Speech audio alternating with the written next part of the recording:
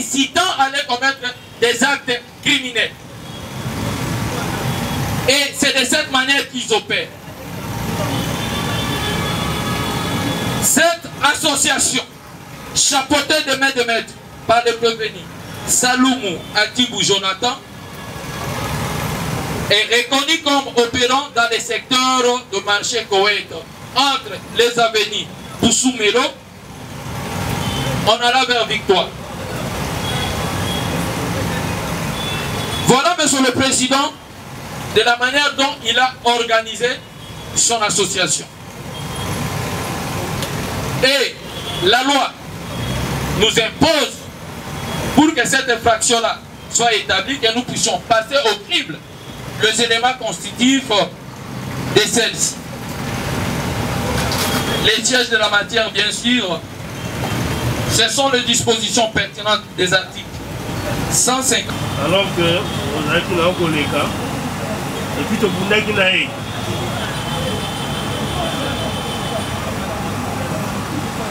Est-ce que vous dites que l'acte opposé est contre la brine et sa infraction menace? Le BTO, il y a un bandaki, il y a un chef de gamme de Liboso, il y a un agressé gamme de Liboso. Il y a un souka, il y a un limi, il faut que tu aies après on signe. Moni est dans la police, est dans la parquet, nous sommes mis dans moto, dans le sens que nous avons là, là, nous avons là, et puis la brille a agressé, il y a un autre qui a eu. Ah, on a la police. Voilà la police, la vie qui a été dans la police va poser une question que pour babéter un makasi. Babéter un makasi. La date est émotionnée. C'est le procureur, si vous avez des questions, il y a pas passe la parole. Monsieur le Président, nous n'avons pas de questions vu la constance des dépositions faites par le prévenu tant devant l'OPJ que devant. Vous avez des questions?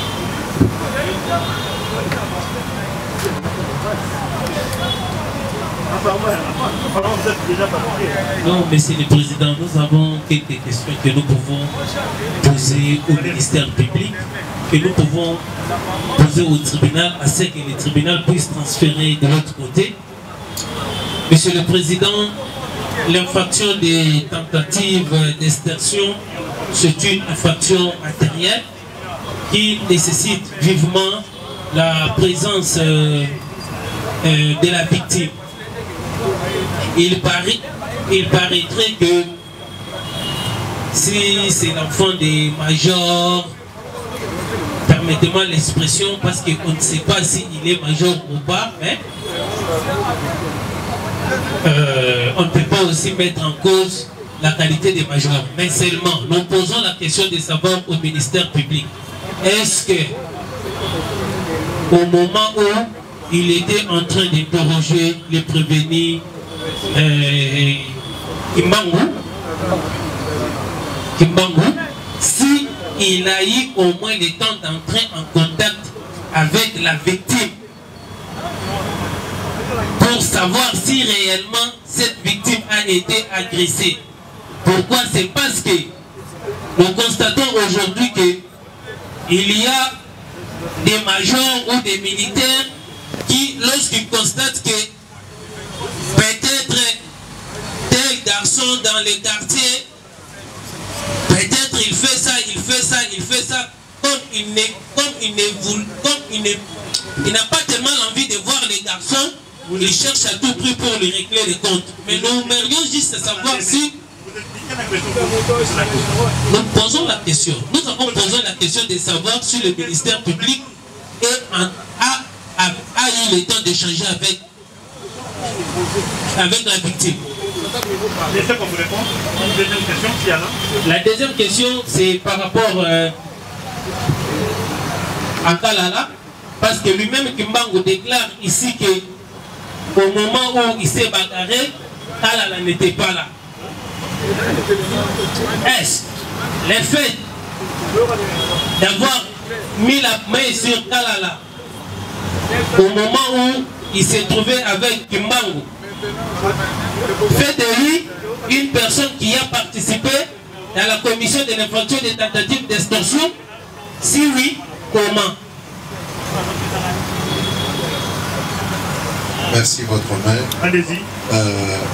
Ma question est... Allez permettre, je pose la question au ministère public en ce qui concerne le premier prévenu de l'autre côté. Qu'est-ce qui prouve réellement que c'est lui qui a été auteur de la bagarre? Vous avez très bien suivi son intervention, il y a eu altercation. On l'a provoqué en premier et lui, il a répliqué. Moi, je trouve que c'est la légitime défense. Comment, sur base d'une personne qui a été attaquée, vous pouvez établir l'infraction de cause et blessure? Et je ne sais pas, je ne vous ai pas entendu parler de cela là-bas, l'endroit où il a été opposé avec les plaignants qui étaient venus voir l'OPJ. Alors, sur base de quoi vous fondez vos arguments qu'il serait auteur de cause et blessures? Voilà, nous avons dit.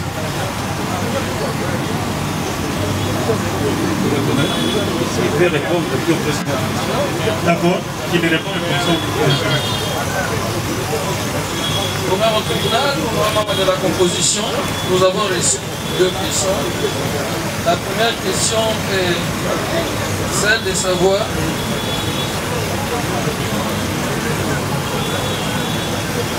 oui, on voudrait savoir si nous avons échangé avec la victime. Simplement, nous attirons aux avocats de la majorité. La victime a été attendue par l'OPJ et son procès verbal est là.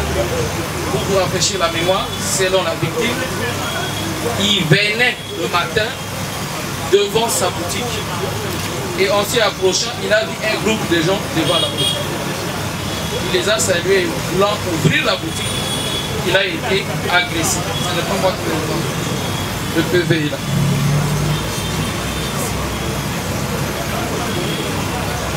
Voilà, on voudrait savoir si le fait d'avoir mis la main sur là fait de lui auteur ou complice de l'infraction. Nous ne le poursuivons pas pour l'association des malfaiteurs. Nous le poursuivons en corréité. Et ils ont agi en coopération matérielle directe. Les choses sont claires et nous l'avons dit. Merci, monsieur le président. Je ne sais pas s'il y a une question que j'ai Oui. Oui, allez-y, maître. Oui, votre honneur, merci beaucoup. Il vous souviendra que lorsque le ministère public a pris parole, il a loué l'attitude des prévenus en disant qu'ils sont restés constants, partant de l'OPJ jusqu'à ces instants devant votre audience du tribunal. Il a loué cette attitude. Cependant, le prévenu a soulevé devant vous n'est pas être parti au deuil avec Kalala. C'est de cette constance que le ministère public a acclamé. Votre honneur, le prévenu encore vous dit que c'est lui qui a été agressé en premier. Mais le ministère public vous parle d'une tentative d'extorsion. Le ministère public a acclamé encore cette constance lorsque le prévenu a dit que les trousseaux des clés est tombé dans le PV. Mais comment le ministère public peut nous prouver maintenant? Nous arrivons à la question. Comment est-ce que le ministère public peut nous expliquer expressivement qu'il y a une effectivement tentative d'extorsion au vu de la constance du prévenu? Une autre question viendra. Merci, monsieur le président, une fois de plus pour la parole. Au moment de la composition, nous avons loué la constance de prévenir du fait qu'il ne nie pas s'être retrouvés tous deux devant la boutique de la victime. Quand de même au début, l'un disait qu'il ne connaissait pas l'autre. L'on me demande ici de démontrer comment est-ce que un de prévenu qui a été victime des coups et il a agi en légitime défense peut être considéré comme auteur des faits que nous mettons en charge. Mais Monsieur le Président, la question qui vient de m'être posée, ça m'étonne dans la mesure du possible. Pourquoi je l'ai dit? Le lieu où la victime a été agressée, c'était sa boutique. Et ici, le tribunal d'essayant a posé des questions pour savoir la résidence de tout un chacun de prévenus. Ils n'ont pas dit qu'ils étaient chez eux. Non. Ils revenaient du deuil et ils se retrouvent devant la boutique de la victime. Ils venaient ouvrir pour commencer ses activités. Et comme il a résisté à cette entreprise criminelle qui consistait à lui extorquer le téléphone, et c'est comme ça qu'il a reçu des coups et son trousseau de clés tombé. Voilà, les faits sont clairs. Nous avons dit, Monsieur le Président. Oui, votre honneur. Nous sommes satisfaits d'une non-réponse du ministère public parce qu'il n'a pas croisé nos questions. Oui, le moment venu, les conséquences seront tirées. S'il y a à compléter, nous laissons au contraire. On appelle une autre question.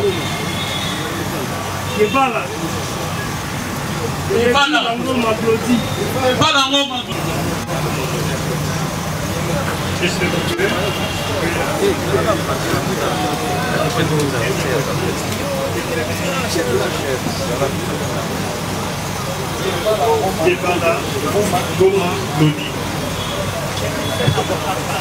le Président, merci pour la parole qui vient de nous être encore attribuée.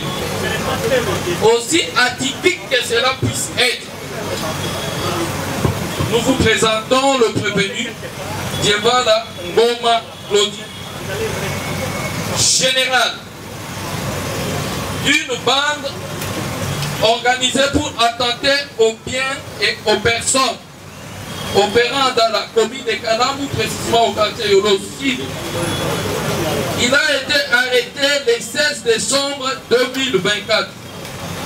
Pendant que tous les membres de cette association se retrouvent maintenant à la prison centrale de Makala parce qu'ils étaient condamnés pour l'association de malfaiteurs. Dievala comme général étoilé s'est lancé dans le recrutement parce qu'il voulait faire revivre cette macabre association. Grâce à la vigilance de la police, il a été appréhendé et amené devant le tribunal d'essai. Son écurie s'appelle Le Mordant. Heureusement, lui-même a mordu à la maison de la police et il a été appréhendé. Nous avons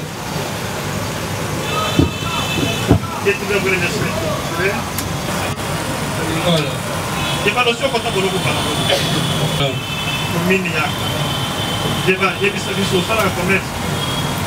Dans un chauffeur.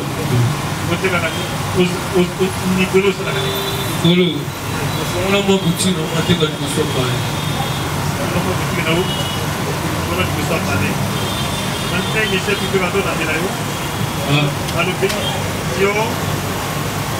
Conseil général, le chef de corps et association Babengi de Mordant. Oui, il a mis pour la ça va qu'on lui était pour votre radio on a pas coupé pour mettre à le ministre. En généralité. Deux ans de caporal. Ah, deux. Deux ans. Deux simple. Donc c'est simple. Est-ce que le club de service de la contrat finit par Rakio? Ah ben quand on a dit que ça le pas. Si c'était que la Kylian a fait une la bio de ben pas mon bakani. Mais ça au de que go que ba wo. Nande petit bakani ba na tiguna ba mo ilo be bakani na ba bisi. Di ba mo sa ba mo mo na ma be ki wo no no. Débat. Il faut au PJ va tenir tout dans le question. Est-ce que ce que tu as dit, le vidéo malamoko, nazaki na sempre ka pour la question des malfaiteurs, fait pour la boboto du bureau ko ya ba.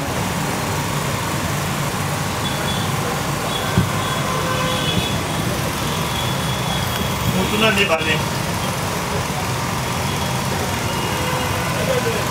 Est-ce que vous allez reconnaître que l'agent pour bazan en ordre de nayo,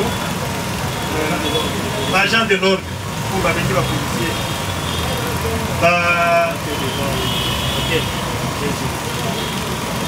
bakangaki yo liboso ya hôtel GG na groupe na yo communément appelé Kuluna.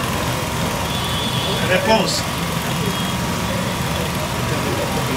Olobi nazaki na makambo nanga nde bakotaki biso na ye mutuna oza ekiri nini olobi naza ekiri de mordant mutuna nini osalaka vraiment na kati ya ekiri wana olobi naza général omangi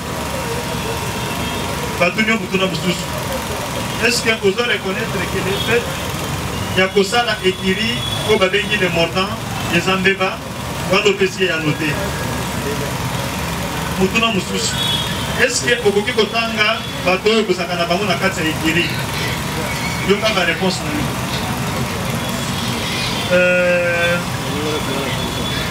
linga na ngai nyonso baza na prison ya makala. Question. Est-ce que vous allez reconnaître la provenance pour Oyozwa dans le Bokonayo? On dit oui, ils ont un affrontement entre deux équilibres. Oya Biso Naya Aoya Makala. Mutuna Musus. Est-ce que vous allez reconnaître l'association Babengi? Au début, l'association de maltraiter les infractions. On dit ça, infraction. Vous en avez le moussou à Kobakisa, on dit, vous en avez le Kobakisa, vous signez PV dans le pays. Alors, vous tournez à tribunal. Vous allez connaître le Maloba Oyo, Salaka, le dossier au PJ. C'est ça, on a tout dans le bagage. On a eu mon bagage. Oyo, il y a des années, Oyo, il y a des années. Oh, ma bonne, elle connaît toi, tout le monde va dire qu'on va le gogo. Oui, on reconnaît que là, il y a beaucoup de choses. Est-ce que tu peux dire que nous avons un peu de choses? Pas tellement bon en Haïti. Oui. Et pas tellement bon en Haïti. Et quand on a bon en Haïti.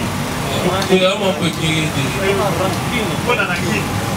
Ah, Haïti, mais on peut dire. Et Haïti, il y a un les gens qui nous posent. Moi aussi. Pendant les bases, je vais faire le raki. Vous le dites? Pendant ma cale, les bases, je vais raki. Ça donne un bango. Et deux soirs, non. Et où t'en as dit? Et où t'en as mon bango? Je vais pas faire le bango. Je vais faire le bango. Et bango, nous allons faire machine. C'est quoi le bango? Les machines, vous voyez, ils sont pas faire le bango. Expliquez-nous ce que c'est là.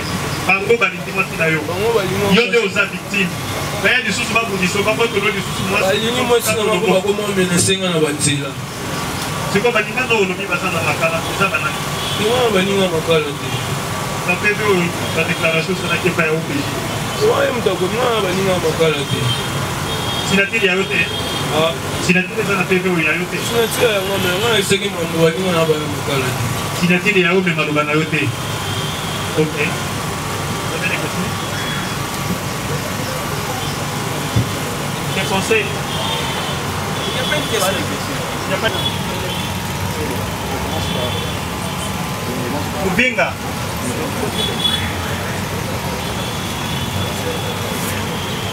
Yanga.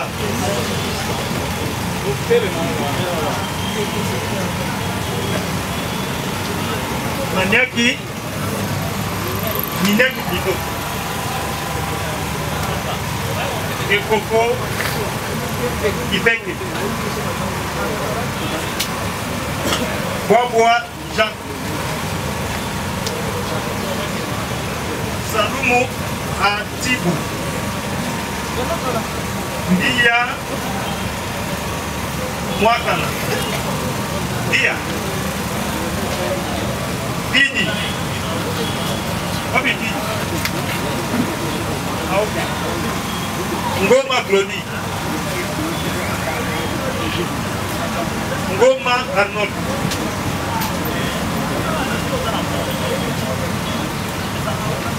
Kalala Chaman. Kadima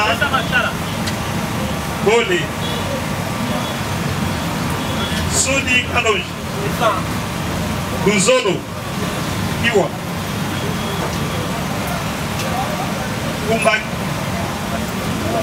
Kumba Kisaka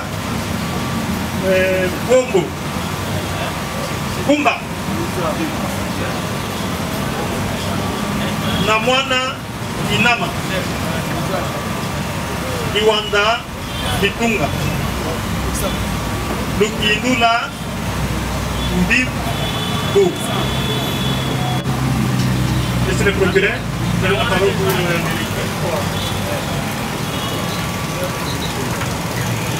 Monsieur le Président, Monsieur le juge, honoré membre de la composition, merci pour le verbe que vous accordez au parquet,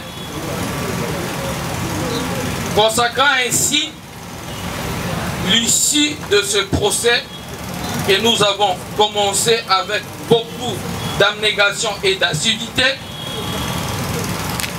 qu'il nous soit permis à ce stade d'abord de remercier sincèrement le tribunal des séances pour la détermination, pour l'assiduité et pour la conduite de l'instruction qui s'est passée dans un climat serein. Vous avez nos sincères félicitations. Monsieur le Président, honorable membre de la composition, nous l'avons relevé au début de ce procès et nous avons amené devant vous en procédure de flagrance les 19 prévenus, consacrant ainsi les lots des audiences en procédure de flagrance qui a débuté par devant le tribunal des séances. Et pour raison de fluidité, nous les avons répartis en plusieurs groupes et nous les avons présentés de la même manière. S'agissant de notre réquisitoire à ce jour, nous n'allons pas changer de logique pour des raisons de commodité. Nous allons présenter notre réquisitoire par rapport à chaque groupe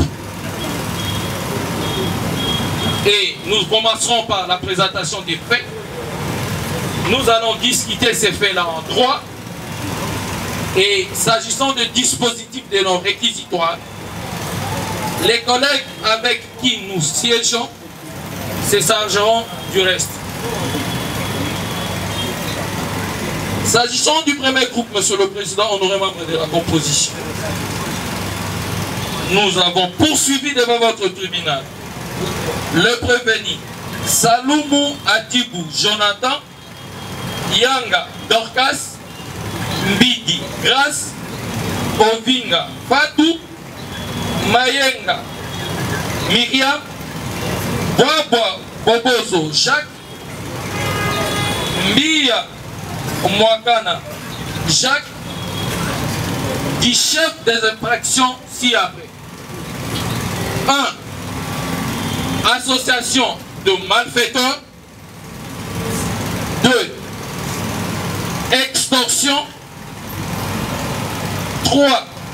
Recette d'objets à charge spécifiquement de la prévenue Mbidi Grace, mais également détention de chambres accumulées à charge spécifiquement de prévenir Mbia Mwakana Jacques. Qu'en est-il de fait?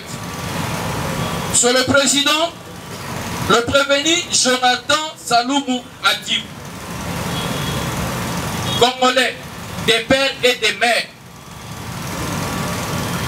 s'est résolument engagé dans une entreprise criminelle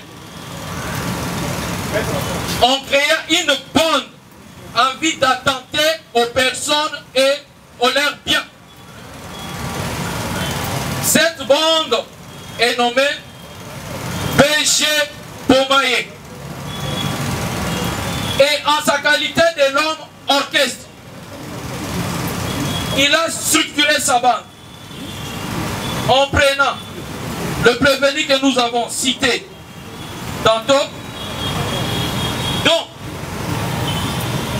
le ZEC avait pour mission spécifique de blanchir les fruits des activités criminelles organisées par sa bande. D'autres ou l'autre avait comme mission spécifique d'organiser un lieu où la bande pouvait se retrouver quand il y a un moment pour prendre des substances nuisibles à la santé, les incitant à les commettre des actes criminels. Et c'est de cette manière qu'ils opèrent. Cette association, chapeautée de main de maître par le prévenu Saloumou Atibou Jonathan, est reconnue comme opérant dans les secteurs de marché Koweït, entre les avenirs Boussou-Melo, on alla vers Victoire. Voilà, Monsieur le Président, de la manière dont il a organisé son association. Et la loi nous impose, pour que cette infraction-là soit établie, que nous puissions passer au crible les éléments constitutifs de celle-ci. Les sièges de la matière, bien sûr, ce sont les dispositions pertinentes des articles 156, 157 et 158 du Code pénal congolais, livre 2. La loi précise que pour que cette infraction soit établie, il faut l'existence des éléments matériels et intellectuels. L'élément matériel de cette infraction consiste en quoi? 1. De l'existence d'une association de fait ou de droit. 2. Le but poursuivi. Et 3. La qualité de l'auteur. S'agissant de l'existence d'une association de fait ou comme en droit, le tribunal des CA constatera que le groupe Béju Bomaye existe. Ces groupes opèrent. Ces groupes est structuré avec même des moyens de nouvelles technologies de l'information. 2. Quant au but poursuivi, la loi veut que le but recherché est d'attenter aux personnes ainsi qu'aux propriétés. In spécification, le tribunal notera avec satisfaction que les faits qui nous amènent à déférer le prévenu en procédure de flagrance parce qu'ils ont attenté au bien d'une personne, à l'occurrence une chaînette en or.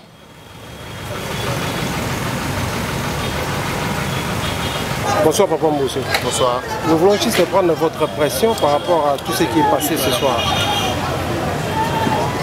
L'impression, c'est un peu trop dire, mais nous pouvons dire que nous sommes satisfaits, que la justice a fait son travail. Nous espérons que cet exemple qui a été posé par la justice va mettre une sérieuse sérénité dans la ville pour que les gens puissent savoir qu'il faut dénoncer ces gens pour que la ville puisse retrouver son calme. Ok, mais tout le monde a dit que qui sont mis à pied, le roi la caillou, le roi côté si on passe à vie, monsieur Bakouna on dirait source pour condamner par mort il le des années. Et le Bakoloba Penza et Makas c'est sauf que chacun a choisi un métier. Moi j'ai choisi le mien, ils ont été condamnés suite à leurs propres preuves. Voilà. Donc c'est ça que je peux dire. Surtout les lots condamnés à mort, mais ça je ne sais pas pour que les Congolais, surtout Oyo, Bazolanda va procès pénal Oyo minutieusement.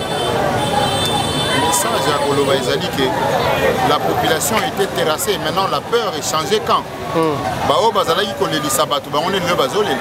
c'est le message. Le chef d'État a demandé quelque chose et la police, nous sommes sous le drapeau. Nous l'appliquons au point final. Les conséquences qui suivent ne nous concernent pas. Merci beaucoup, papa. Tu aussi allé sécuriser ma casse. Merci. Merci beaucoup. Merci.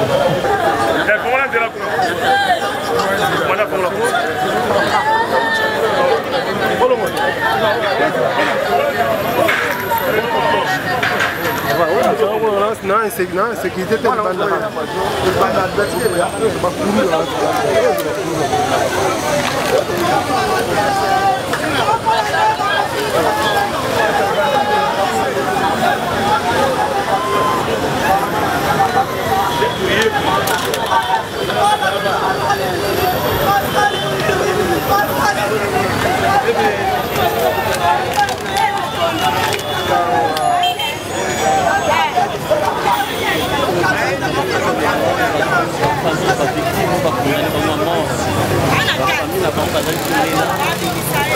après avoir sentence à condamnation à mort, les familles d'amour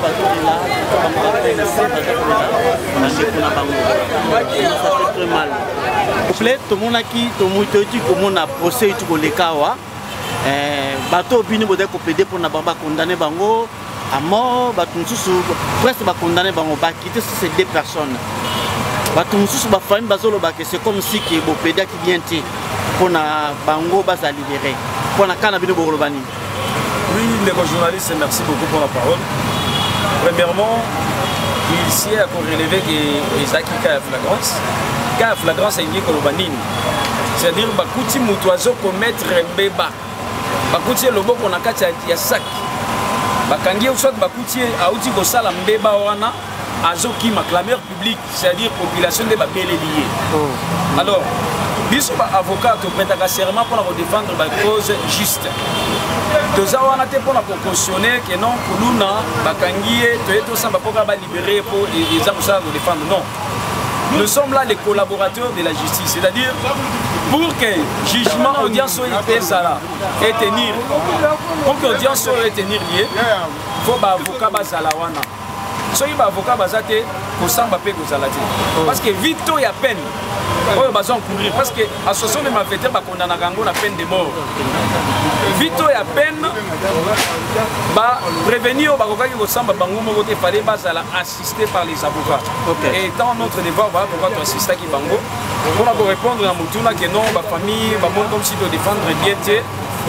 Non, non, non. Déjà, l'avocat a soumis à l'obligation, il y a moyen. L'obligation est résultative. Nous vous rappelons que, comme nous sommes là pour la plupart, Baza 19, pour la plupart des cas, nous l'avons fait, ma famille va assister Bisso Penzate, va accompagner Bissoté, avec les moyens des bords que nous avons pu lutter.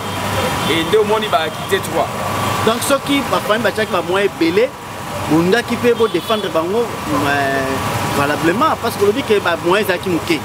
Donc, il faut défendre les moyens. En fait, l'avocat a soumis à l'obligation moyenne de l'Obanine. Avocat, il faut ami déplacer. Alors, on va placer dans le cabinet à une greffe. Parce que c'est un dossier à flagrance. C'est-à-dire que pendant le dossier, il faut qu'il y ait dans la greffe. Commis déplacer la greffe, ils ont moyen, ils ont carburant, non? Et puis, on commence la greffe pour compenser la pièce. Ça coûte de l'argent. Et cet argent n'a pas été mis à notre disposition pour nous faciliter Bilo Guanagnos. Et puis, confrère, Razo compléter pour nous compléter vos questions. Na ligina compléter la réponse Oyo estimé confrère Aouti Kopé Sabino. Et logo sengeli boyi batuba yeba to société eyeba ya liboso. Naza ko répondre na 3 volets. Volet à Liboso, ils allaient par rapport à l'audience sur Koleka. Il y a Liboso, ils allaient mesure au gouvernement congolais. Et ils pour éradiquer définitivement phénomène appelé phénomène Uluna. Ils allaient na kasi yango na oyo bazali koloba botomboki ya bilenge ya kosala mabe lolenge na lolenge. Yami balé oyo na ngina bakisa ezali boyi. Soki ba famille baza koloba ke bosali musana bino biente, c'est que ba famille peut ba comprendre te eloko oyo ba bengi procédure. Parce que avocat azali magistrat ya parquet te. Avocat azali bongo pe zuzi te. Avocat azali mosambeli ndenge tozoyoka bamisusu bazofinga biso na réseaux sociaux kaka bango mpe nde baza baclient na biso soki azwi problème akoluka avocat ozo comprendre akoluka mpe n'importe quel avocat te akoluka avocat oyo aza na verbe oyo ayebi koloba oyo ayebi kosala mosala na ye mpe oyo atanga droit malamu lolenge oyo bakondane bandeko bayeba ete mibeko na biso ebongisi bongo lolenge nini oyo bango bakoki kozwa lisusu possibilité ya kozonga liboso ya bazuzi oyo bazali ya likolo babengi bango le juge d'appel mpona kokende koloba na zuzi wana tala biso ndenge bakangaki biso ezalaki malamu te ndenge basambisi biso ezali malamu te na bongo bakateli biso bongo mpe etumbu oyo eleki makasi to mpe etumbu oyo bakateli biso ezali yango te oyo esengelaki tozwa bazali encore na ce qu'on appelle le droit de recours parce que tous nous bénéficions nous avons le bénéfice de double degré de juridiction bato il faut bayeba yango nalingai koloba mpe na bato baza kolanda biso bongo esengeli na bino koyeba na bosikitiki ete moto nyonso oyo azali na bomoi to oyo akufa azali na droit ya kozala na balobeli napesi ndakisa mpo na mowei ntango moto ava akufa moto oyo azali na babongisi ya malamu atikaka oyo babengi nini testament soki ye akufi bana na ye batikali bakoloba papa na biso akufi bakoluka avocat mpo atangela bango testament mpo ete alimbolela bango volonté ya mowei kosala ndenge wana ntango avocat azali kosala yango azali kosambela mowei bongo mpona moto aza na bomoi ntango nano zuzi akateli ye etumbu te ata baoyo baza déjà na kati ya etumbu dès lors que nous allons babino bozotelema bozodéfendre bango boyi koloba nini na bato ebele na poto partout ata na Kinshasa bazoso bamoi bilongi na bino babibino bozodéfendre bato bazosala mabe koma bino bozodéfendre bango bokoloba nini mpona oui ndeko journaliste merci Susu na Mutuna je pense que confrère autaki pour répondre na question en partie constitution na biso ezo garantir oyo babengi présomption d'innocence présomption d'innocence wana elati nzoto à partir ya principe moko balobaka doute ezo profiter na accusé mo créateur ya loi c'est-à-dire législateur pour éviter que mutu ba condamné sur base ya ba fausse accusation yango apesaki ye l'attitude wana possibilité ya kozala assister juge à entendre nan parce que jamais bakoki kozwa pe ka mutu bofundi ke no abomi ba condamné non il faut que pese ba bengi le bénéfice des doutes boyoki ye et bokoyoka ye en tant qu'être humain admettons que ndé baza 19 bongo ndeko journaliste on va peut-être qu'il y a aux juristes été maintenant baza 19 fois nous sommes sûr que bango nyonso 19 fois baza ba délinquant ba criminel innocent ko sanga wana te innocent pe ko sala alors pour éviter que l'état congolais a l'état mobomité asa on a te pona ko bomaka ka bato en désordre tété l'état mission oyo aza nango eza yako assainir société pour assainir société ils ont pesa possibilité ya koyoka mutu nyonso bafundi et mutu wana po bayoka ye il faut azala assister na technicien ya droit le technicien ya droit c'est un avocat ok maître siko message au pesa eta pona bande ko musu bakuna oyo nanu bakangami te bata basali bambeba bakosala ngo na ndenge ya kobatama conseil tel que maître avocat tel que avocat beaucoup ko pesa bango conseil nini bon ya liboso na ngina loba boyo avis oyo eza ko engager ngai toutes les sociétés du monde ont des criminels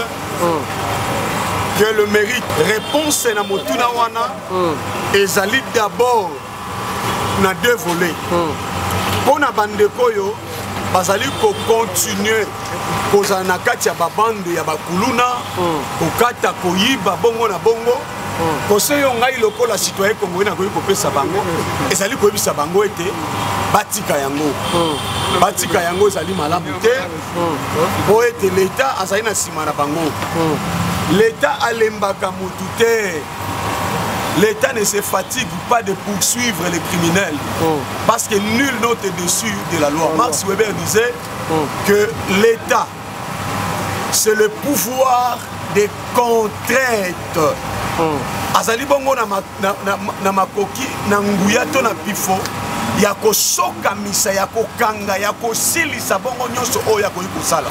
C'est le grand Léviathan. Vous allez comprendre. Dimension ya mibale nazali ko s'adresser bongo pe ezali ko appartenir bongo na baoyo bakufa na biso pe toza na bomoi na bana na biso oyo bakoya. Lelo oyo l'État congolais akoki kosala nini? Tomonaki l'État congolais ko organiser kokanga bakuluna kotina bango kanya makasese. Lelo oyo bazali babatisseur toza komona bango baleki bato mususu hôtel de ville oyo bazweli biso na loyenge pona kokombola ville. Bazali kotonga bongo bandako. Bakomi bongo ba ingénieur, bakomi ba maçon, bongo na bongo. L'État congolais sengeli azo ba mesure ya encadrement ya malonga pona ba jeune. C'est vrai, eza malamu mingi ko organiser ba opération lokola ndobo, lokola opération zéro kuluna pe komema ba bongo bana wana liboso ya basusi pona ba mabe o bazali kusala. Kasi ba mesure o ba bengi ba mesure ya prévention car toza koyoka ba million. Bongo tango tokoyoka bongo kobongisa toyoka pe ba engumba na biso ezui ba situation sociale ya malonga ekosala penda malamu mingi. Ok, na witu koyoka olobelo mo aw. Obike l'État na biso esengeli pe ata la pe likampo etali bato pe bayibaka pe misolo ya l'État. Bato bayibaka misolo ya l'État. Bango pe bando sambisa bango pe bo en public parce que bango bato détruire population na biso. Parce que la population est dans la poste qui est alliée à CP là. Mais moi, allié à CP là, parce que nous avons détourné ma mongo. Parce que nous avons condamné Kaka. Kuluna. Bon, tu vois, bah, frère Kuluna. Oh, bah, il va mongo à l'État. Ok, les journalistes, c'est une question pertinente. Oui, bah, oh, yoba ko iba ka musolo à l'État, ndé oba benga ba criminel à col blanc. C'est-à-dire ba audience ndenge omoni lokola audience oyo tiko salema ezaka na oba bengi caractère pédagogique. C'est-à-dire ba audience ere salema boy ezaka ka tie pona ko condamner mais ça peut pona côté ya ba tikali po ba changer ba bongwana. Alors nous pensons aussi qu'il serait judicieux ba détournement pe ba deniers publics ba kangaka bango pe ba audience salema ka boye publiquement et ko bangisa ba o ba tikali baza pe na batar na ba germe criminogène na kati na bango pour que ba komana ba condamner ba pe à mort loko ba condamner ba kolona évidemment bon libeko ya mboka na biso pona ko compléter ici elengeli yango ete moto ya ko bongo ko yiba mission na ya l'État dans l'olenge ya oyo ba bengi na lopoto détournement et sengeli na ye a subir la rigueur de la loi. De la loi, parce que c'est pas en public. Voilà, parce que normalement, justice inde tonga kamboka. Basusi omoni bavanda ki baza ko sambisa. Baza ko yoka biso ko sambela banani ministère public ko funda bongo na bongo bango nde batonga kamboka.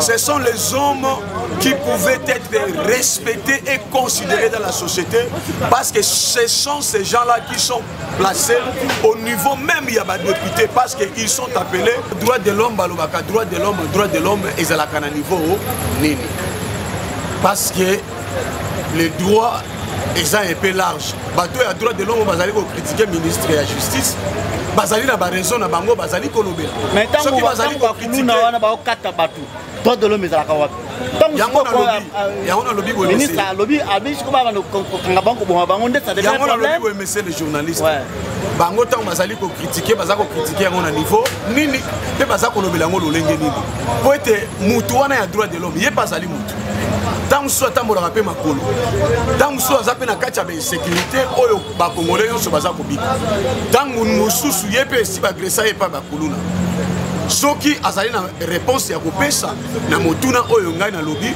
bongo na sima azonga a critiquer lisusu ministre de la justice depuis qu'on a rebâti ministre de la justice y a sa injonction parce que il y a une injonction à magistrat parquet passe à la moussala ya ko rechercher ko réprimer parce que criminalité urbaine et mati makasi kuluna et mati makasi mais un ministre tende muto condamné bango bazo même bango devant juge c'est-à-dire bazo pesa bango tempé il y a expression ceux qui va commis devant juge et que juge rassemble ici bango moni que ba fait ça établi à condamner bango je ne vois pas en quoi votre droit de l'homme bakoya pour attaquer ministre Parce que c'est une chaîne normale qui est respectée. Police à Kangi, a-t-il la parquet. Parce que ceux qui les lots, les journalistes, au monde il est lot. Batouana kaka droit de l'homme au kaka bazotongaka. Soki pe bakangi bakuluna bakomi na parquet, magistrat parquet atiki bango kaka bata droit de l'homme de bakoloba non, justice est tambola bien té. Alors moi je pense que il faut tout tambola na théorie les chiens aboient, la caravane passe. Parce que si on n'avance pas ainsi, société nabiso et kozala tétanisée. Merci beaucoup. Merci beaucoup, maître. Merci.